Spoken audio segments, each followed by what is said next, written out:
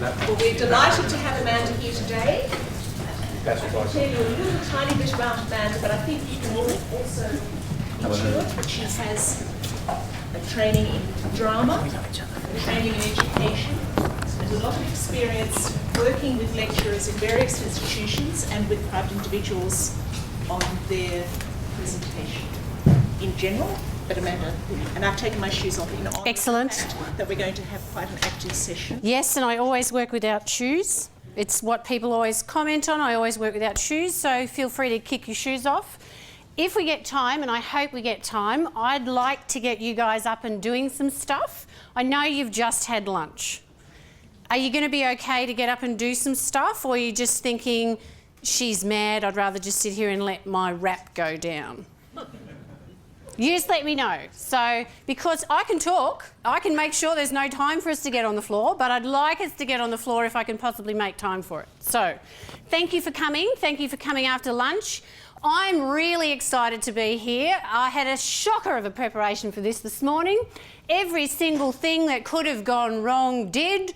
Couldn't find my dongle, couldn't hyperlink my videos, wasn't here on time, thought I was going to have to go to the Mac shop. It was an absolute shocker. Got into the room. I went to the room last week. I checked it out. I thought, okay, I've seen these tiny little screens. I've got the perfect presentation for that. Get in here, still can't read it. So I had to change all the font sizes and the colour sizes. Couldn't get sound. We now have sound. So it's been a really fun trip into this presentation. So that's why it's really important to go into the room before you teach into it, because all of that would have been happening in front of you, and let me tell you, that took at least 2 hours, so we would have had no presentation. So I'm really, really excited to be here. My clicker doesn't work. It doesn't work in a full room, doesn't work here. The other clicker that they loaned me doesn't work, so I'm going to be walking up and back, but that's just one of the challenges. So I'll stand in various places, so I won't stand here for long, so it's okay, you don't have to move, we'll keep moving. So for those of you that don't know me, I'll just tell you what I bring to the work. 30 years ago, I trained as an actor. Yes, I'm older than I look. I'm almost 50. So 30 years ago, I trained as an actor. I was an academic. I've been in higher education for 21 years. I was an academic for 16 years. I lectured in advertising and marketing communication at UC. And then I had a baby later in life and came back, and everything was different. The learning management system had changed, the lecture theatre had been refitted, everything was different, and I was different. I was a completely different person because I was now a mother. And so I got frightened. But because I came back halfway through a semester, I wasn't teaching immediately. So that was the first time I'd had a gap to not teach 100% of the time. And so that gave me an opportunity to reflect. And because I was really nervous about this, back when you could communicate with whole universities at the stroke of a key, sent an email out to everyone saying, feeling nervous about teaching, described what I was feeling, sent gleefully all staff. Off it went, all staff, can't do that anymore. And, well, I wouldn't know, I only work 4 universities now, not in a university now.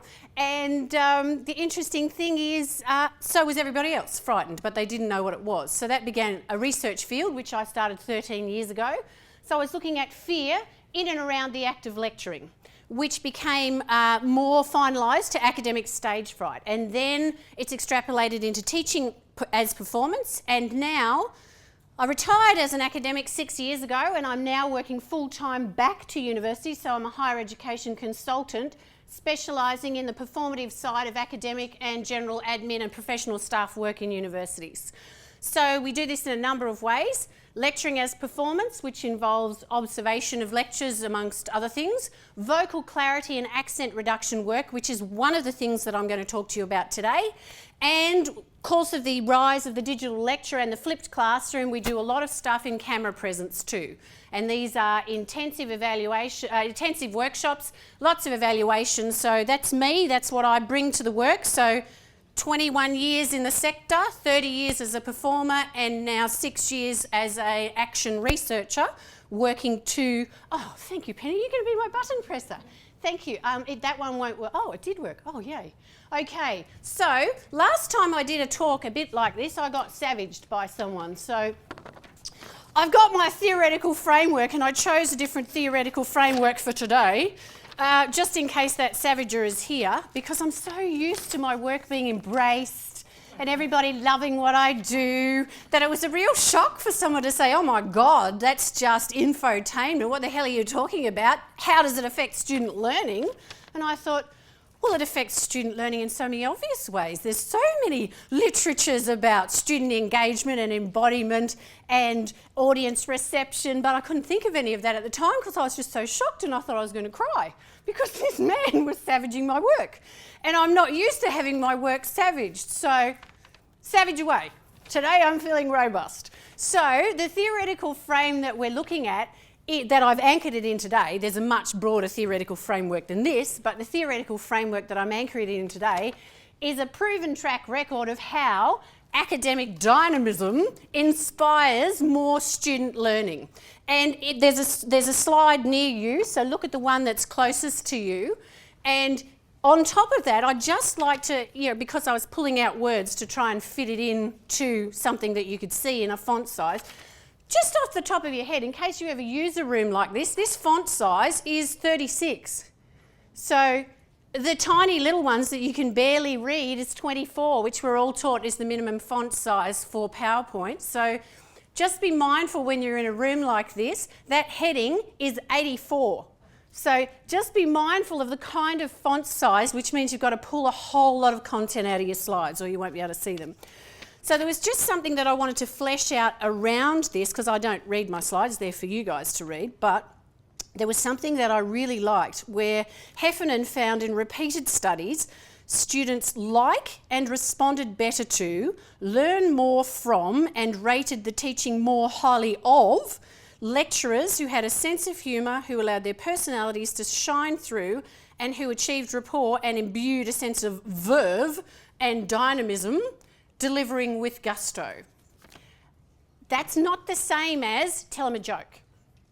So I don't recommend anyone ever tells them a joke because they can just fall so flat because humour is so subjective. I've never once told a joke when I'm teaching. I frequently get laughed at. Doesn't matter to me, laugh your heads off at me. I never realise when I'm being funny. Apparently I am. I never try to be. So I would steer right clear of humour as a goal because it just doesn't work. If we may have our next slide, please, Penny.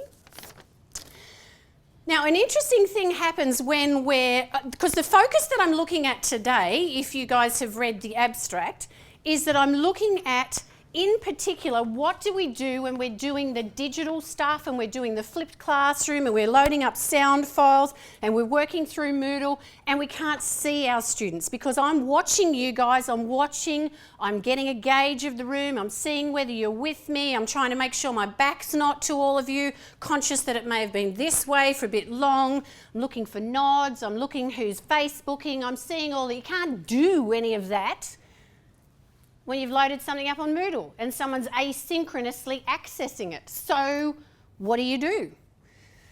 You do this kind of stuff, but you have to pre-prepare it. But what I wanted to draw your attention to in the literature too is something that comes out of theatre theory, and that's Patsy Rodenberg, and she's one of my favourite writers. And what she's talking about, because a lot of people go, you beauty, I don't have to go into a classroom, I can just load this stuff up, I don't have to perform anymore. Well, the bad news is you actually have to perform better, because this is very ephemeral, except it's not because of John. But if we didn't have a camera recording it, this is just a thing that happens and then evaporates, apart from 360. And we all know the sound on Echo 360 is like this anyway, so it's not a brilliant reminder. So it just kind of dissipates. Whereas once we've got a camera involved, what's happening is an enduring educational artefact. So if I stuff this up, I've stuffed it up forever, and it's online and my reputation's online out there for anyone to see forever. So that's why we need to be fairly conscious of how we perform in this ring. But back to Rodenberg, what I wanted to draw your attention to is some people who are academics have had the performance aspect of their work thrust upon them with little or no training. Not everyone is a natural performance embracer like me. Not everyone's going, you beauty, can I say it instead of write it? Not everyone reacts that way. So what we need to know is how to get out of what Rodenberg calls a first circle consciousness. Now, a first circle consciousness, I can kind of do one for you. It's kind of like this. And so when I'd be teaching from a first circle consciousness, the awful feeling is that I'm being looked at. And I find this a lot with anthropological lecturers. They're really good at observing. They hate being observed. And so it's self-conscious. And what starts happening is this head talk of, I can hear typing. I can hear scrusting papers. I know they're chemically down because they've just had lunch. Oh my God, I must be boring. That lady's drinking. I'm already putting her to sleep. None of which is real. It's not real at all. And that stuff's happening when we're standing in front of the camera or the digital device in our office going, I feel like a dick standing here just talking to no one. I'm just in my office and I'm trying to pretend like I've got students here. I'm standing here in the empty lecture theatre because at least then I've got some spatial stuff, or I listen to my sound file back and I say, oh, is that what my voice sounds like? The interesting thing is, when someone sees your footage or someone hears your voice, it's not a surprise to them. It's only a surprise to us. Everyone else is always hearing and feeling us. So Rodenberg talks about how that loop can set up a point where you doubt yourself and you're getting feedback that's not even accurate. There's no way for you to get accurate feedback about yourself when you're that critical and you'd prefer to be invisible. So if you know that the performance challenge is a performance challenge for you, I'm going to show you some ways to get some help. And even if it's not a performance challenge, if you love it, I'm going to show you some ways to do it better. But there are ways that you can not do it on your own and not be your own critic, because we're not very good at that. Like, I'll watch this footage back, trust me, I will watch this footage back and die. So it never goes away either. Thank you, Penny. Now, the big issue is you can't see or hear them. So that loop of feedback is gone. So how do you convey dynamism and involvement when there's no one to be involved with? The trick is to get into your body. Now, this would be a point where we could get up. Would we like to?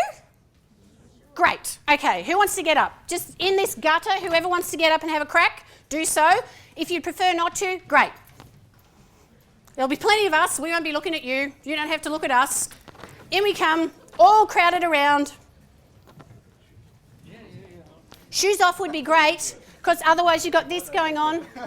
Makes it kind of hard to balance. Oh, we need more room. So in we go. Squash in. Come on, come in. Oh, that's okay. We won't look. There's a hole in this lady's sock. Don't look. No one looks. Okay, so we're in. That was very indiscreet of me, I'm sorry. Okay, so we're in. Now, the first thing we're going to do is get into our... I'm just trying to work out where I can point my bottom where there's not going to be a man looking at it when I'm bent over. Excuse me, sir, could you possibly move and then I'll bend over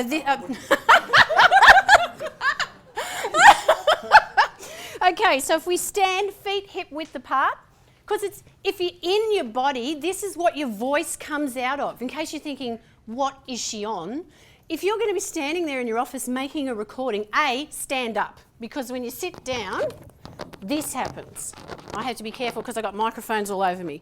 But this happens, which is not great, because the voice comes from here. It's coming from the diaphragm, so we just do this. So even if you can do that, which most of us can't because it feels weird, as a woman, you need to get this happening, so you've got nice straightness happening. Now, are you seriously going to be able to sit there for half an hour comfortably like this, recording a piece of work? You're a better woman than me if you can. I can't. So that's right. Get up off your chair and into your body, and then you've got some chance of success. Okay, so there's no man behind me. Right. Okay, so feet hip width apart, just let your arms, we're all going to do this together, just let your arms dangle. You can come into this empty space, we don't need it, so feel free to come in nice and close. We don't need that empty space at all, we're not going to do any tricks or anything, we can all be close. And just relax and just drop yourself down, vertebra by vertebra, just drop yourself down, slightly flex in the back of the knees, and just have a little bit of a wiggle when you're down there. And then as you're coming back up, just think of stacking vertebra on vertebra. So up we come. Oh, excellent. Now, I'm so pleased I managed to remember to wear my hair back today because I normally come back and it's all here. And then what we naturally do when we stand up is we do this.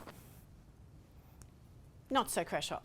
This is not a great stance. Pardon the defence people here. This is a military stance, and that's fabulous if you want to look like intimidating and like you could kill someone or shoot them or you're the natural authority figure. That's great. It's not brilliant for your voice. So a slightly more relaxed torso, sorry defence people, a slightly more relaxed torso is actually better for you. So when you come back up, try and stop this and just get to here. Okay, so we'll go down again. Slightly relax the back of the knees and we're going down vertebra by vertebra. And when we get down there, have a bit of a wiggle. If you're brave enough, you can get rid of some unpalatable, socially unacceptable sounds because no one can see who you are. Blah. I always do that on my own. There you go. Up we go. Stack it up vertebra by vertebra and see if you can resist the urge to correct into the military stance once you get back up. This is about what we're after. This is called neutral stance. This is the perfect way to stand when you're about to present. Okay, now take one big step because we do need a little bit of space now. So one big step away from the person next to you and see if you can do this. Can we do this? Because we're about to spin. Okay, so we're doing this. I love that outfit, by the way. Okay, so we're just doing this because we've done flexion. Now we're doing a bit of torsion. I'm doing it very gently because I've got mics all over me. Don't want to flip them off my dress. That's very sad. Okay, now stop. And John can attest that I did do that with more rigour when I wasn't mic'd up. So you can really get into it and wrap your arms right around you and what you're doing is you're warming up your body. Okay, now, do you want to lie on the floor to do the voice breathing work or do you want to go back to back with a partner? Your call. Back to back. Okay. Who votes floor? Who votes back to back? Okay, choose a partner of a similar height so you can get your resonators against each other. So that's the back of your ribs. You don't have to touch each other, just kind of lean into each other. Is there someone spare for me?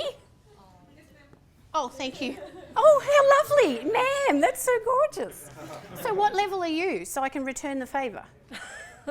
Flying officer. Thank you, Flying Officer Martin. Okay. Okay, so we go back to back and we can feel ribs and lungs against ribs and lungs. Now what I want you to do is put one hand down near your tummy between your belly button and your genitals and one hand on your pectorals if you're a man, breasts if you're a woman.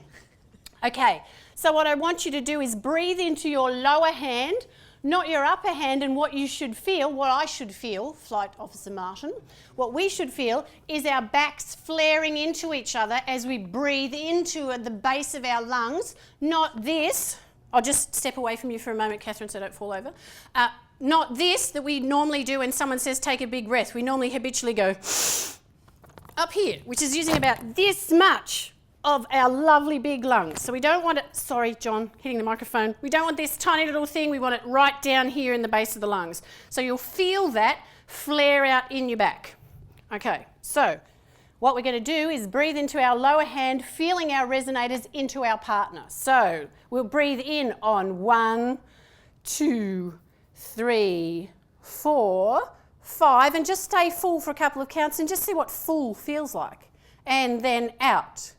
2, 3, 4, 5, and feel empty for a couple of counts and see what empty feels like. And then breathe in. 2, 3, 4, 5. I can feel Flight Officer Martin's back moving. And stay full for a couple of counts. And then out. 2, 3, 4, 5. Okay, now just relax. Stay there, but just relax because I'm going to add a couple of layers into this exercise. And we all know that learning is iterative. So as new things are added in, what we've just mastered then may fall away. So what we're going to add in now is a sound. We're going to go lips shut, just making the M sound. Ready?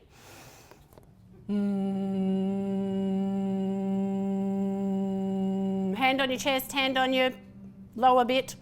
Higher notes warm your voice up better. Whatever note you choose is fine. Have a listen, have a feel, and see if you can feel any vibrations. Doesn't matter if you can, doesn't matter if you can't. It's just interesting. Later it does matter, but right this very second I don't want you to get up all performance tense and think, oh, I'm not vibrating. It's okay. Just see if you do or you don't. Okay, so we'll do that another time.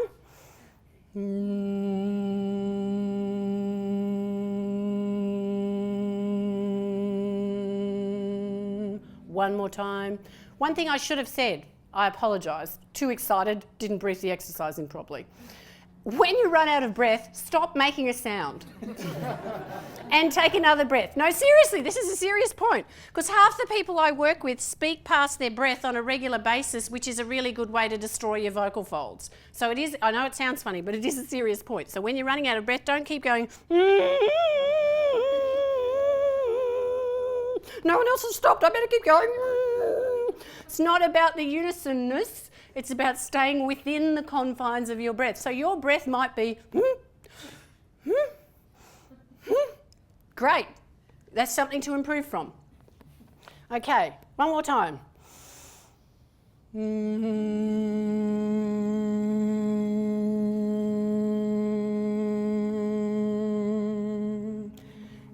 Doesn't that sound beautiful? It's quite monastic, isn't it? Now hold that thought. We're going to add another layer to this exercise so we could start falling apart big time right now.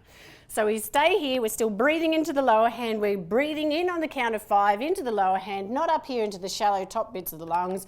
We're breathing out on a and now we're about to open our mouths and hit a vowel. And the vowel we're going to go with is ah, simply because it's the easiest. So we're going to go ma till your breath runs out. And then take a breath and do it again. Remember, the unisonness is not important. Working within the confines of your breath is important. Ready, steady, go. Ma.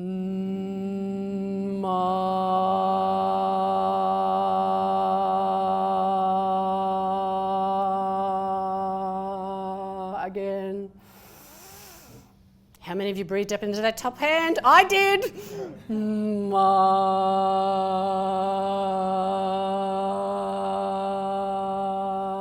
Now you might get really fancy like I am. I'm doing 2 notes at once. Don't freak out. That's called a harmonic. It's seriously advanced. So if you're doing that, pat yourself on the back.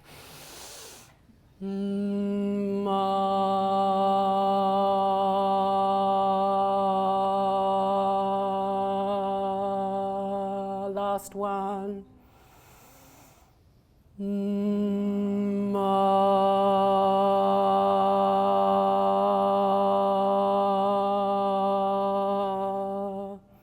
Okay, now very gently step away from your partner because otherwise one of you might fall over. Okay. Thank you, partner, for their support. Okay, can you stand 2 more exercises? Yep. Okay. Wide mouth frog, tiny mouth frog. Now, wide mouth frog, not this. Okay?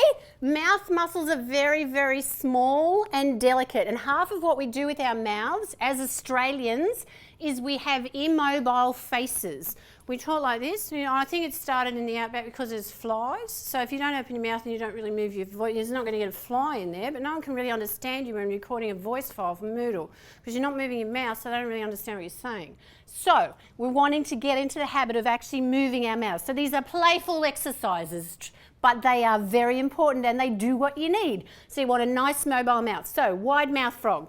Someone pick a tongue twister before we all get our fingers in our mouths. She sells seashells by the seashore. Perfect. Does everyone know this one? Yeah. For those who didn't grow up in Australia? I didn't. Oh, and you still know that one? Okay, let's just learn it. She sells seashells by the seashore. Okay? We're going to do that 3 times as a wide mouth frog. She sells seashells by the seashore. Again. She sells seashells by the seashore. Last time. She sells seashells by the seashore. Okay, now, tiny mouth frog. I'm afraid the only transition I know into that is this. Tiny mouth. Squeeze it really, really, really tight. Tight as you can. Your face should hurt. Same thing again. She sells seashells by the seashore. Again. She sells seashells by the seashore. Really tight. She sells seashells by the seashore. And then stop. Doesn't that feel fantastic? You can feel that your face is actually, does that feel like the first time your face has been to the gym? Mine feels fantastic when I stop. And one last thing, we just hold a bit of tension here sometimes. So is there anyone who knows what this joint's called? Mandible. There we go. Thank you. Oh, look, you know better than me. Just give it a rub. If it hurts, rub it harder. I know that's what people would say, would they? Say back off and don't rub it. But I'm thinking if it hurts, rub it harder. Because obviously you've got some tension there that we need to work through. Okay, so there we are. We've prepared our body. That's what I do before I work every single time. And I did that, didn't I, John? In here. John saw me. Just John and I in here doing that. Well, he wasn't doing it. I was doing it. Okay, so thank you very much. Thank you for taking part. You may return to your seats. Thank you. Perfect. That's 42. Oh, excellent. Thank you. And so that's what getting into your body means. Yeah, what did that take us? 5 minutes? Doesn't take long. But you feel more fluid, you can speak better, you've done a breathing practice, you can project your voice more. And when you're moving in your body, your gestures affect your intonation. So when we sit in front of the webcam like this, and we think, today we're going to talk about the consumer life cycle. That's what it sounds like because we're sitting there making sure we're in shot, looking at the computer and we're not moving. So get up out of your chair, do a warm up and get moving and the voice changes. May I have my next slide please, Penny? Okay, now they can't see us. So that's another issue as well. So your voice is key. If you are an accented person, and I put myself firmly in the centre of that basket, I have quite a broad Australian accent. My international students used to say to me, you talk too fast. And I'd say, I do not. Don't be silly, I do not. And they'd say, you do so, and I'd say, I do not. And then I listened to my lectures one day. Oh my goodness. And I get higher and faster the more excited I get. I was shocked. Inside me, I feel measured, slowly paced, like I've got some nice bass notes happening. Not at all what my students were hearing. So have a listen. I know it's awful. Have a listen to your DLD or Echo 360 or whatever it is that it's called at the university that you're working at. Have a listen and go, ah! And then go, right, okay, I need to slow down. Or maybe I'm mumbling, or it's all on the same note, or whatever it is that you can hear. And if all you can do is go, oh my God, do I sound like that? Get someone else to have a listen for you. And they'll say, what's your name? They'll say, Anne, you always sound like that. You sound great. And you might say, oh no, I'm so nasally. Oh, I sound whiny. And I might say to you, no, you sound fine. Now, trust me, if I'm your friend and I'm saying, no, you sound fine, trust me. And please be honest. So if you're Anne's friend and you're listening to Anne's sound file, if she does sound whiny, tell her. So if you were my friend and you were listening to my sound file, you'd say, Amanda, it's too fast. And I'd say, no, it's not. And then I listen to it and I go, yes, it is, you're right. So be honest and work with a buddy. So get someone to help you listen and improve. Now, what we need to do with our students is take them on a journey, which means we need to go on a journey. Now, there's ways that you can prepare sound files. At the last time I spoke at a Moodleposium, you heard me talk, for those people who were at that talk. Who was at that talk? No one. One person. Wow. So what you heard me say last time was that I sometimes just recorded my lectures, just had the digital recorder on and whacked that sound file up, completely unedited. So that was a way of engaging two students, teaching in, not two students, I wish, two modes of students, digital students and live students who weren't there. So they wanted to feel like they were in the classroom. If we're heading towards more flipped stuff, then it actually makes sense to plan rather than just chat. Although if you think you've missed something with your little lecture snippet, you can say, okay guys, this is just a supplementary sound file because when I looked at it, I think I've missed something. Chat, chat, chat, chat, chat, yada, yada, yada, whatever it is, whack that up.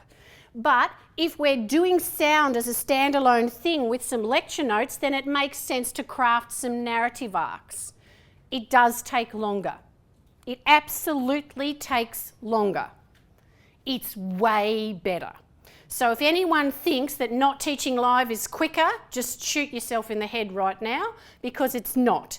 All this digitised stuff, all the flipped classroom stuff, all of that takes way longer than just walking into a lecture theatre and doing it. That is way quicker. So this is much slower. It takes many more iterations if you want it to sound any good, because very few people can do brilliant things on one take. And you need to be energised. So for me, that means recording my sound files at 3:30 in the morning, because that's when I'm full of juice. After lunch, I begin a very steep downward slide, and by 3:30, I'm just about in a coma. So it would be not good for me to be recording anything at that point, because I can barely lift my head, let alone sound like I want to be there.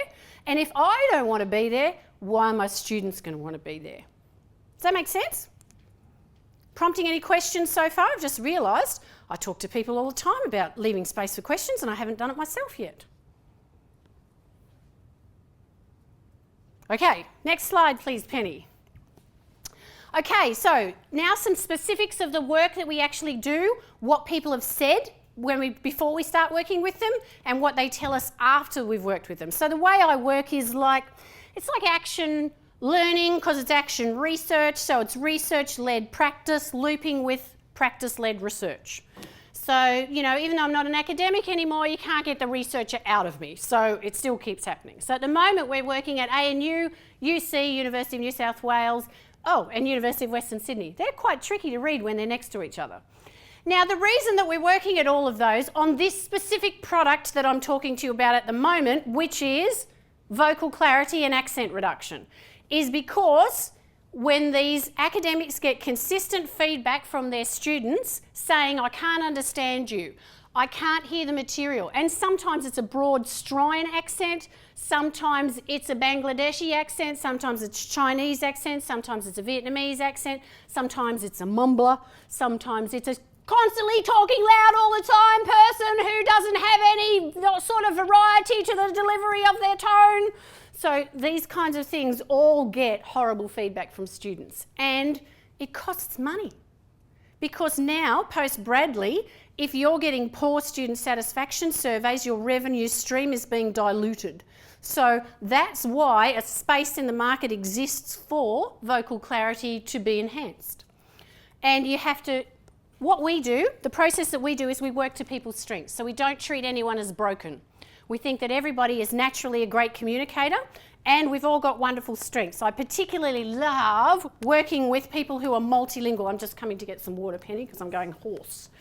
I particularly love working with people who speak lots of languages. I'm a very sad monolingual person, but I love working with multilingual people because they have a natural strength for language. So these people can hear things I can't even say. And so the way that we work with them is to first train the ear. Because if they can hear what we're saying, they've got a chance of making the sound. So for instance, some of the people we work with are from the Sichuan district of China. Now in that dialect there's no N and there's no L in their language at all.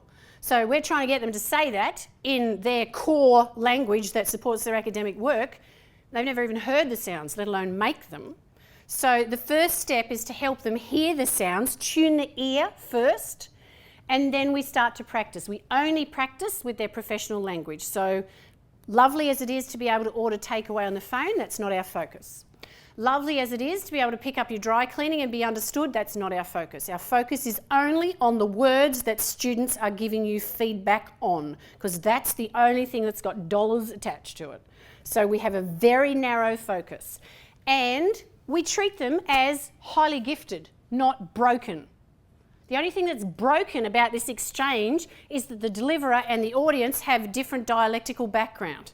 That's the only thing that's broken. There's nothing broken about the listeners, there's nothing broken about the deliverer. It's just that there's a disconnect with the speaking and the listening. Excuse me, I just need to drink or I'll just die. Okay, now the number one thing to do when we start with people is breathe. So that's why we did a breathing exercise, because the breath supports the voice. So the number one thing is the breath. So if you've got the breath right, you've got a chance of being understood. Then slow down. I say to myself as much as I say to everyone else, slow down. And there's a great propensity with academics to say, but I've got so much to say. I was saying it myself last night because I'm such a, do as I say, not as I do kind of girl. I wrote this last night. It has been writing itself in my head for the last 4 weeks, but I actually made the slides last night.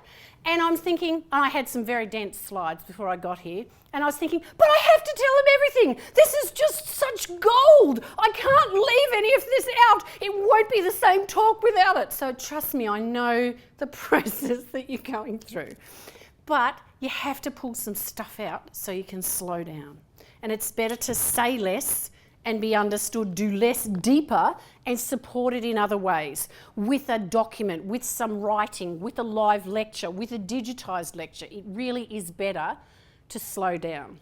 Of all the people that we've worked with across those 4 universities, and we're in discussions with Macquarie and Wollongong at the moment, 100% satisfaction with the service that we provide. And you know why? Because we're working with geniuses. We're working with people like you who want to be understood, who are naturally highly intelligent, who will work and work and work and work and work and work and work.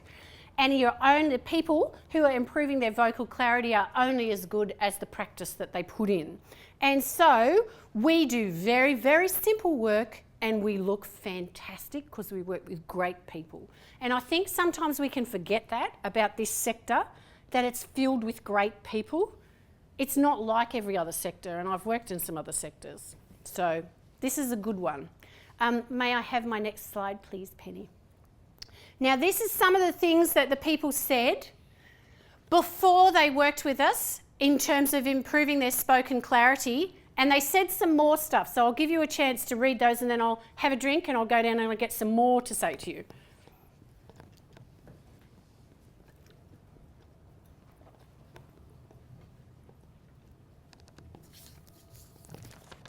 Okay. Let me see. Some of the other things they said were, I'm just trying to see what I've got here that you haven't got there. In a recent interview, I was difficult to understand. I'm the leader in an Australian project, and yet I always defer to someone else for interviews. I'm not happy with how I sound in my recorded lectures. I've listened back to them. Blended learning rolls out next year. I'm feeling nervous.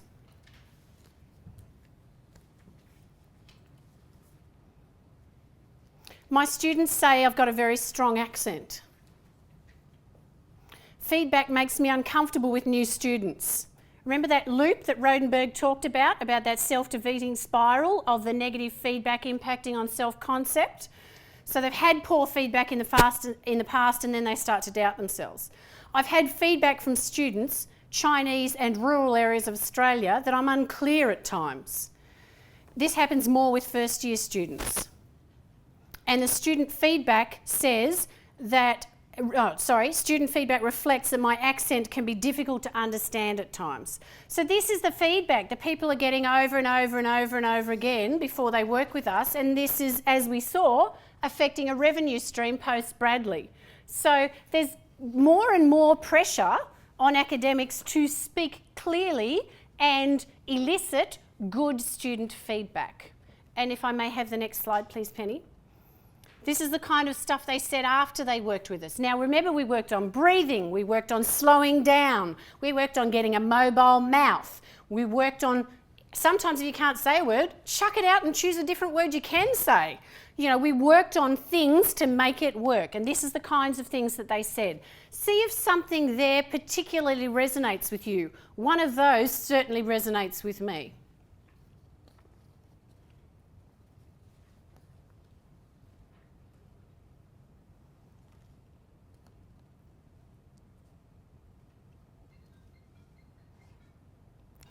Some of the other things they said were, I understand the time and perseverance it takes for sound shifts to occur. I find some improvement, but I need to do more practice. It's helped me. At least I know the importance of emphasis in a word. In Chinese, we only have one way each word.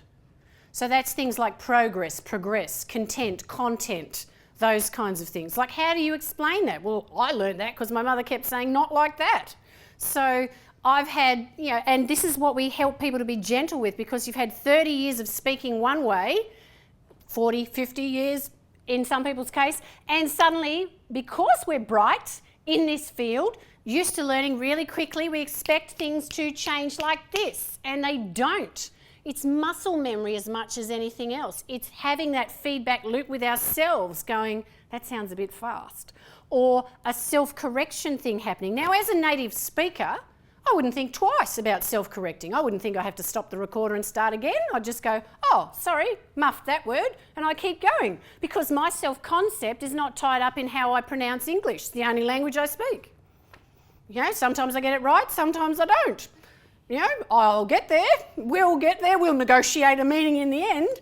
But if I'm trying really hard and it's not my mother tongue and I've got 6 or 7 others and I'm trying to be super professional, it's a very different experience, according to the people that we've worked with, to sound your way out through a word. And that's what we're helping people get, the confidence that it's okay and it's socially acceptable to say heterogeneity. Is that how you say that?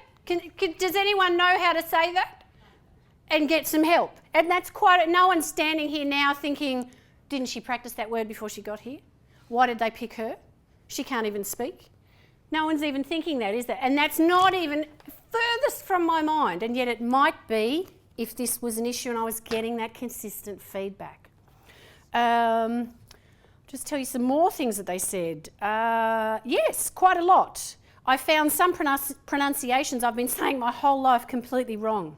I'm embarrassed. Our teachers just read from books. They had no real experience. Yes, I feel more comfortable now speaking to colleagues and peers. Some by myself and international conferences, and most people, in fact. And just make sure I haven't got that one up there, much slower, much more controlled. I have a new awareness of pace. So things are changing, which is good. May I have my next slide, please, Penny? Okay. Oh, actually, I'll go back to that other slide. Sorry, Penny. Results now I feel. Yes, results on now I feel. So before I rush off to camera presence, thinking I've dealt with vocal... Oh, I've lost my water. Right. Sorry. Thank you. I just thought I should take a moment in case anyone's got any questions. Has anyone got any... Well, you don't have to share. I was just thinking what a dumb question I was about to ask. Has anyone had any feedback saying they're hard to understand? Who's going to go, yes, me? Would anyone like to ask any questions about this process, or does anyone feel anything about this? Has anyone ever... I keep wanting to ask that question. Has anyone had any feedback that they're hard to understand? I have, yes. I'm not familiar with Keynote. Is that a different type of... This is prepared on Keynote. Keynote is a Mac piece of software. And the thing I really like about Keynote... Who's a Keynote user in the room? Oh, goodness me, not many of us. But you probably know this guy. The thing I really like about Keynote is it's very flexible. What I see here is not what they see there. Lots of different versions, and it can make you look artier. Not sure if that's something that would appeal to you or not, but it's got more of a design feel than PowerPoint. It's got a lot more flexibility, and it's got a lot more information facing you in terms of speaker information to keep you on track and on target. So it's a much, much nicer, much more sophisticated piece of software than PowerPoint. Makes us look smarter than what we are. It does. It absolutely makes us look smarter than what we are. Zach, can you speak clearer? Yeah. Amanda, not a question but a comment. Yes. I've had to use Dragon Naturally Speaking because I've busted my arm. I love Dragon Naturally Speaking. Well, it's really good in terms of habits. Like I find myself now in front of a class doing it a lot better. Is everyone familiar with Dragon Naturally Speaking or Dragon? It's voice-activated software. So if you don't speak clearly, it types rubbish. So it really helps with your enunciation because otherwise it just types bleh. And you had a question here? Yes, I was just wondering how you approach that difficult conversation, because coming from supporting academics in their teaching, Yep. you have difficulty understanding them. You've Yep. seen the feedback, but they're kind of not ready to go there. How do you say, How It's- do you approach it kind of And politely? how do you correct professors too? Yeah. These are really good questions because for a lot of years people wouldn't go there because they thought it was racist. They thought it was a racist conversation to have. So what the university, it happens in two ways. The universities that we do exclusively vocal clarity work with, which is University of Western Sydney at the moment, they put out an offer. So they say one of the strategic imperatives of the university is to, because we've got 140 nationalities of academics, 110 nationalities of students, so often there's a disconnect between the spoken language and the received message. So we've got this initiative and we'd like to help people be better understood. If you would like to participate, contact blah, blah, blah. And so those people put their hands up. They don't point the finger at anyone. If it falls out of another program like it does when we work at ANU, there's a lecturing as performance program and I'm watching someone and I say, what's your name? Me? Yep. Okay. I say, I can't understand Katie, she needs accent reduction. That's how that conversation happens. And so when I'm giving you feedback, I spend an hour and a half giving you feedback on about 27 areas and then I say, Katie, there's these words that you said that I can't understand.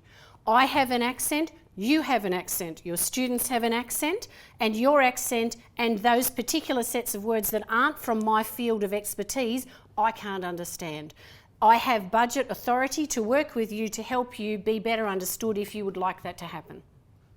So that's precisely how that conversation happens. Lucky for me, I sound like I'm on TV. So. Yeah, no, I only used you because you asked the question. You know that I can understand you, don't you, Katie? I know, Canadian accents. Fabulous. Fabulous. I'm so glad you said that so I didn't make that awful mistake of calling you a... You can say it, it's not a dirty word. Yes, but I get it wrong all the time. So any other questions about vocal clarity? Okay, we'll whip into camera presence. 10 minutes. Whoa, okay, I better pick my pace up. Oh gosh, I really need to pick my pace up. Okay. Oh, I've already got them in my hand. I was ready and I just didn't realise I was ready. Okay, so this is what people say to us. We did a major rollout of camera presence training at UC. We ran 32 workshops. So we've trained a whole load of academics at UC for flipped classroom rollout. So this is the kind of things that they said to us going in. So just have a look and see if you can imagine feeling that if someone said to you, David, flipped lectures are coming here next year, step up. Everyone's been told that. Some other things they said are,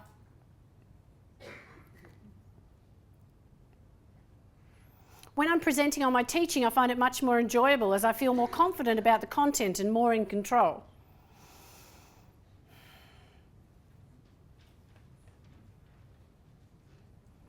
See this one here that says, I think I'll feel comfortable if not too many people are watching me. Well, you can organise that in your lecture, in your office, but then people feel weird because no one's watching them. So, and then this one that says, usually I'm fine as long as I'm a couple of minutes into the camera. Sorry, we haven't got a couple of minutes with the camera. Time poor, busy, distracted students with, let's say they've got 4 units in a year, 15 weeks in a semester, okay, let's take some teaching time out, 13 weeks in a semester, so that's 26, 78, is that 52 videos to watch. If people are only doing 1 per week, that's 52 per semester, minimum, that they've got to watch. You haven't got 2 minutes. You've got to be on from the first second that you start, or they're just going to go, next, next. 52 is a lot of videos to watch. We all think we're the centre of their universe, but they're doing us and other subjects. So you haven't got time to ease into a camera presentation. This is very different what's happening today, as John and I discussed. This is a filmed live presentation. That is very different to a 2-camera piece. 2-camera piece, there's no fluff, there's no time. Definite structure, weave your way through, but breathe, don't rush, and it's an entirely different skill set. If we may have our next slide, please, Penny. This is what people said to us afterwards, because this is camera presence training. This is like film and TV work. What we do in a lecture theatre is like theatre work. It's a different form of audience connection. So this is what people said after they'd worked with us.